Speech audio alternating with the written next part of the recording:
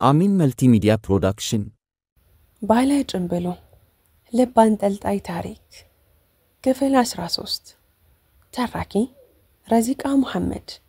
ለቻናላችን አዲስ ከሆናችሁ ላይክ፣ ሼር እና ሰብስክራይብ በማድረግ ቤተሰቦቻችን እንድትሆኑ በታላቅ አክብሮት እንጋብዛችኋለን። አብዲ እና አዳም ቤት ሲደርስ አዳም በሩን ዘግቶ ሲወጣ ደረሰበት። ሁኔታው እንደተበሳጨ አስታውቅበታል። በሩን የሚዘጋው የመወርወር ያክል ነው። አብዲ ሲፈንን በአይኖቹ ዙሪያውን ፈለገ። የለችም። አለመኖሯን እርግጠኛ ለመሆን ግን ወደ አዳም ቀረብ ብሎ ማረጋገጥ አለበት። ይሄ እብድ ልጅ ቆልፎባትም ሊሆን ይችላል ብሎ አሰበ። አዳም በሩን ዘግቶ ዞር ሲል አብዲን አየውና በመገረም አፍጥጦበት ቀረ። አብዲ ለጸብ የሚጋብዝ ሰውን የሚመስለው የሁኔታውን መለዋወጥ አይቶ ነው አብዲ ሰላም አይደለም እንዴ? ምን ተፈጥሮ ነው የመጣው? ችግር አለ አለው። በሐሳቡ ቀጥታ የመጣለት የአብዲ አባት ሞት ጉዳይ ነው። በወንጀሉ ተባባሪ አድርገው በሐሰት የመሰከሩበትን መሰለው። እንደ አዲስ ችግር አለው ይትላለህ እንዴ? አንተ ባለህበት ሁሉ ችግር ጠፍቶ አቀል? እረ ምን አይነት የማትረባ ሰው ነህ ግን አለው። እንዴ ምን ነካ? ምን ሆነሃል? አለው ቁጣው ግንፍል እያለ። ቆይ አሁን ሲፈን የት ናት? ሲፈንንስ ምን አድርጋት ነው? የት ነው ያለችው? አለ በአብዲ። ኦኬ አዳም ሞኔን ደረስክበት አይደል? አይዞህ ጓደኛዬ አምልጣለች አለው። ሳቅ ውስጥ እልህ እንዳለበት በግልጽ እያስታወቀበት። አንተ ያማሃል? ምንድነው አላማ? ምን አላማ አለኝ? ሲፈንን አፈቅራታለሁ። ደጋግሜ ነግሬሃለሁ። እንደ መጥፎ ሰው አትይኝ። እየሞከርኩ ያለሁት ፍቅሬን ለማሳየት ነው አለው ድርቅ ብሎ። አብዲ ጓደኛውን እንደማያውቀው ሁሉ ትኩር ብሎ ተመለከተው። ጤነኝነቱንም ተጠራጠረ። ግን እኮ እንደማትፈልግ ደጋግማ ነግራሃለች። ወንድምህን ደግሞ ታፈቅረዋለች። ሲፈን እኮ እያመጣ እንደምትሸኛቸው ሴቶች አይደለችም። ለምን አይገባህም? አለው በተሰላቻ አንደበት።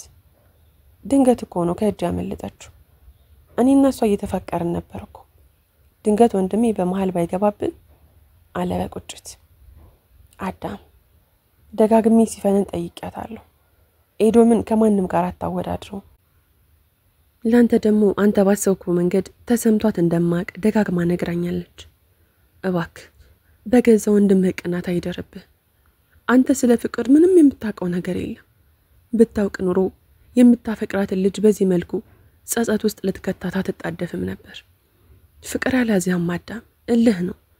ሲፈንን እንደ ጓደኛ እኔም ወዳታለሁ። ነገር ግን ደስ ትለኛለች ማለት አፈቅራታለሁ ማለት አይደለም። ሲፈን ለኔና ላንተ ጓደኛ እህት ብቻ ነው መሆን የምትፈልገው። ፍቅሯ ልቧ ግን የኤዶም ነው። ይህንን ተቀበል። አለበለዚያ ግን ከዚህም በላይ ትጎዳታለህ እንጂ ሲፈንን አታገኛትም። ተው በቃ አለው አብዲ ምርር ባለ አነጋገር። አዳም ዝም አለ። መናገር አቃተው። ራሱን ፈተሸ። እውነት እኔ እልህን ያዘኝ ወይስ ፍቅር? ሲፈን ቤት ስትገባ እህቶቿ ተሰብስበው ሲያወሩ አገኘቻቸው። እንደዛ ሆና ማንንም ማየት አልፈለገችም ነበር። ወደ ክፍሏ ለመግባት ደግሞ ሳሎኑን ማቋረጥ አለባት። እናቷም የጨዋታቸው ተካፋይ ስለነበሩ አብረው ተቀምጠዋል። ሲፈን ራሷን አረጋጋች። ሰሞኑን በባላቸው ስራ ተጨንቀው ከርመዋል እና ትንሽ ነገር ነው የሚበቃቸው። ለዛ ስትል ሰላም መፍጠር አለባት። ጸጉሯን ወደ ኋላ ገፋ ገፋ አድርጋ እያስተካከለች ሶፋው ላይ ቁጭ አለች። ሁሉም ባንዴ አይኖቻቸውን ተከሉባት። ምን ነው እንዴ? ጨዋታችሁን ቀጥሉ እንጂ አለች ፈገግ ለማለት እየሞከረች። እኛ ጨዋታችንን እንቀጥላለን። ያንቺ አጫዋች ግን ማን ነበር? አለች ሮዛ። እንዴ ምን ማለት ነው? አለች ደንገጥ ብላ። አይ ልብስሽን እንኳን ግልብጠሽ እስከትለብሽ ድረስ የሆነብሽን ጨዋታ ብላ ዝም አለች። እናትና ልጆች እርስ በርስ በሀፍረት ተያዩ። አይ ልብ አላልኩትም ነበር። አይገርምሽም? አሁን እኮ ነው ቡቲክ ገብቼ ለብርድ የሚሆን ሹራብ ለመግዛት ስለካ ነበር። ልጅቷ ግን የምትገርም ናት። ገልብጬ መለብሴን አልነገረችኝም አለች ሲፈን በፍጥነት የመጣላት የፈጠራ ወሬ እየወራወረች። ወይ ነው እንዴ? እኔ ደግሞ ምን ተፈጠረ ብዬ። ታዲያ የታል ሹራቡ? አሉ እናት። ምን በጣም ሰፋኝ አላማረብኝምና ተውኩት አለች ሲፈን። ለዛ ነው ልብስሽን ገልብጠሽ ስትለብሹ ዝም ያለችሽ ስላልገዛሻት አለችና ሊያሳቀች። ሁሉም ተከትለው አሳቁ። ሳቅ የራቀው ቤት በሲፈን የፈጠራ ሽወዳ ደመቀ። ለጊዜውም ቢሆን ሲፈን አዳም ካደረሰባት የሚያሳቅቅ በደል አገገመች። አእምሮዋ በእርግጥ ረፍት አጧል። ኤዶም ነው ክፍለ ሀገር ሄደው። እንዴት ስልካቸው ተቀያየረ? አዳም ፍጹም እንደ ኤዶም ሆኖ ነበር የቀረበኝ። በዚህ መጠን እንዴት ተሻወድኩ? ብዙ ጥያቄዎች ጭንቅላቷን ሞልተው ተጫወቱባት። ራሷንም ደጋግማ ወቀሰች። እኔስ በሆን ከመቼ ወዲህ ነው ለራሴ ክብር ያጣሁት? ምን ያክል በደነዝዝ ነው የሰው ቤት ሂጅ ክብሬን የማጣው? ኤዶምስ ቢሆን ራሴን መቆጣጠር የለብኝም? ምን እያደረኩ ነው ያለሁት? ፍቅርማ ጎራ አድርጎኛል። ለምን ለራሴ ክብር አጣለሁ? የማይረባ ወቀሳ በራሷ ላይ አካሄደች። ስልኳ ያለ ማቋረጥ ቢጮህም ማንሳት ከበዳት። ሳይለንት አደረገችው። በዚህ ስሜት ውስጥ ሆና ከኤዶም ጋር ካወራች እንደምትረበሽና እንባን እንደምትዘረግፈው ተሰምቷታል።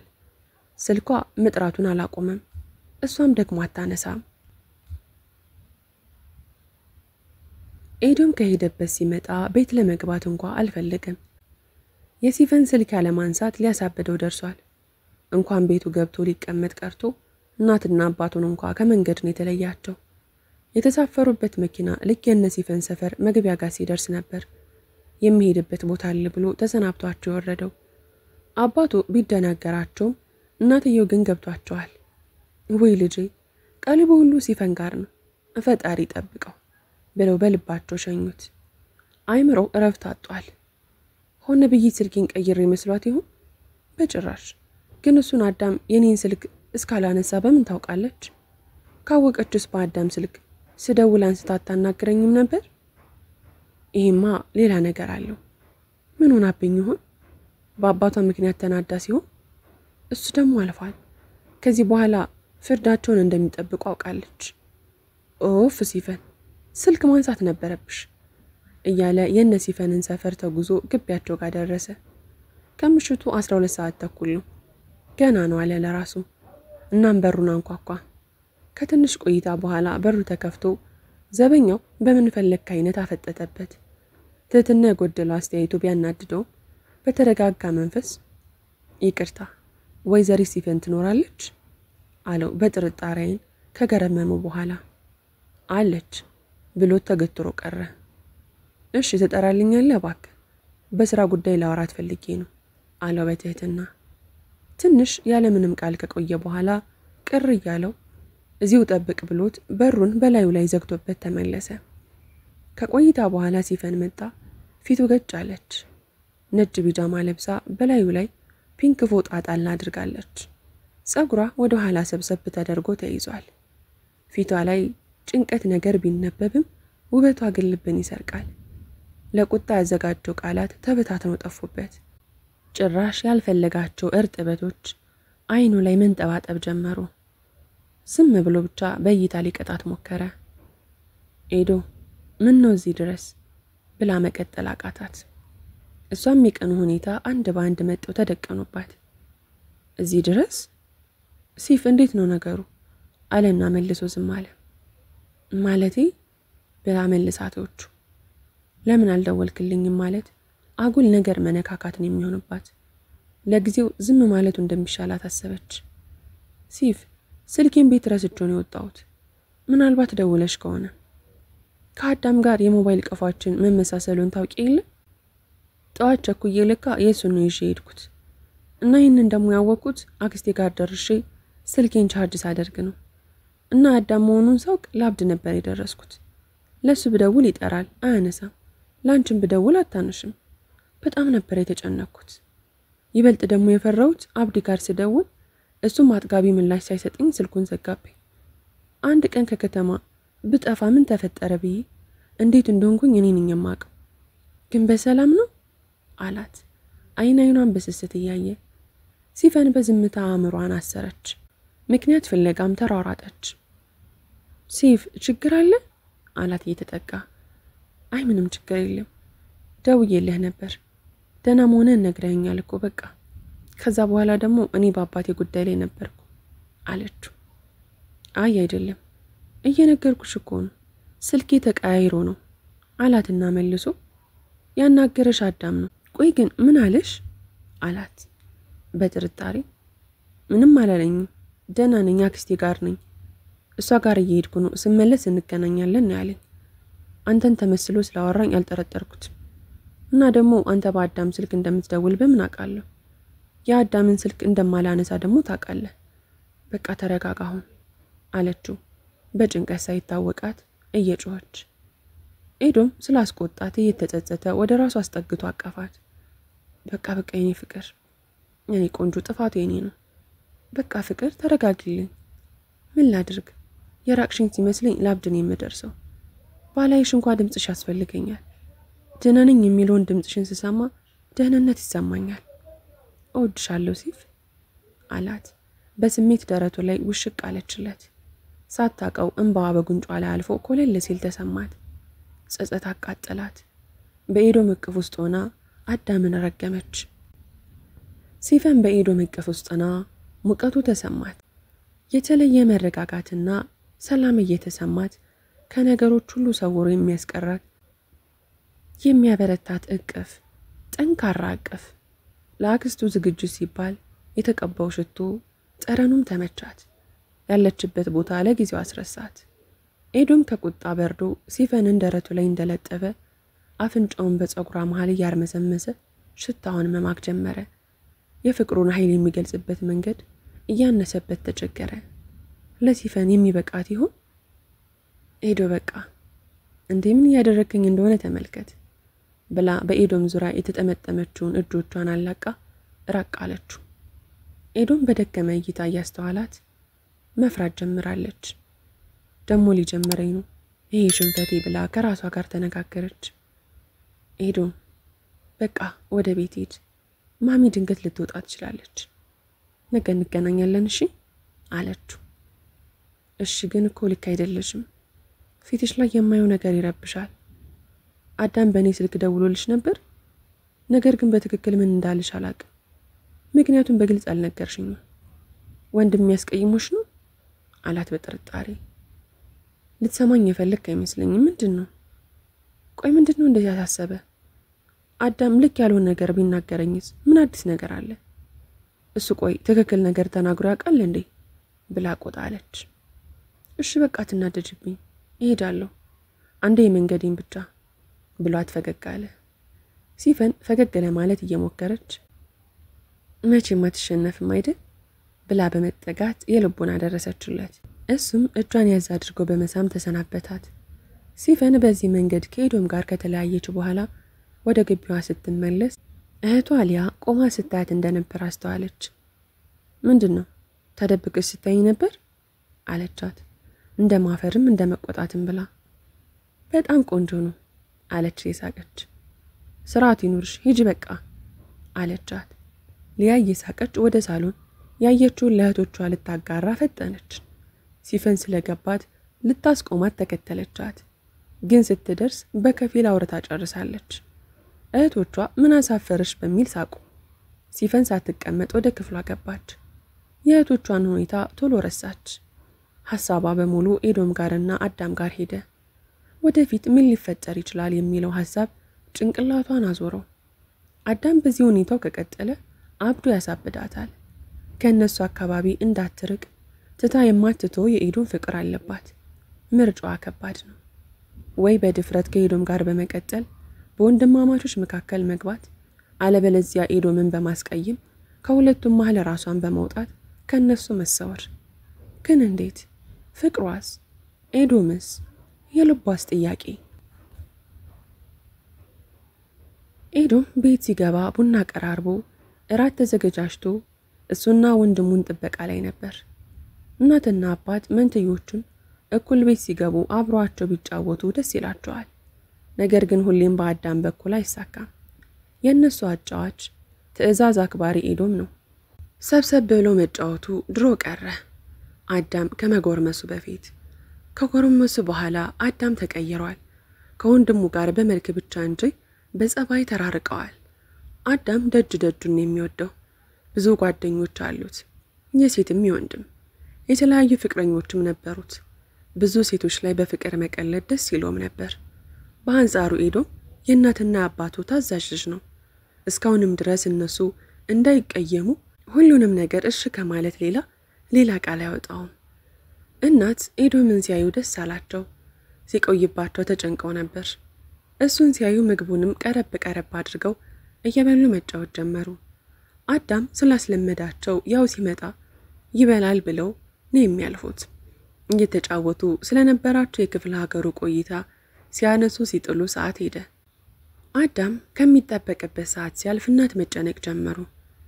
ኤዶም እኔ ወጥቼ ያዋለሁ ብሎ ተነስቶ ወጣ። የእናቱን ጭንቀት ላለማየት እንጂ አዳምን የመፈለግ ስሜቱ እንደ ድሮ አይደለም። ሰልችቶታል። የሰፈራቸው ሱቅ ጋር ቆሞ ጠበቀው።